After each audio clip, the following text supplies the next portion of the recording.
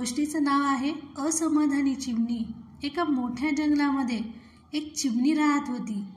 तिला पळत जाऊन वेगवेगळ्या फळांच्या झाडावर बसायला खूप आवडायचं, पण तिचं मन नेहमी असमाधान असायचं।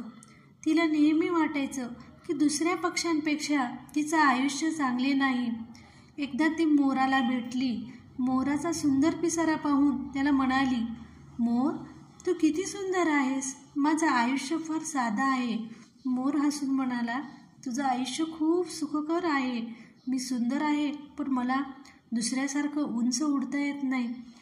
चिमणीला समजलं की आपण नेहमी आपल्या जीवनाची तुलना इतरांच्या जीवनाशी करतो, पण आपल्या आयुष्यातील चांगल्या गोष्टीची दखल घेत नाही। या गोष्टीचं तात्पर्य, आपल्या आयुष्याचं सौंदर्य ओळखलं तर समाधान मिळतं।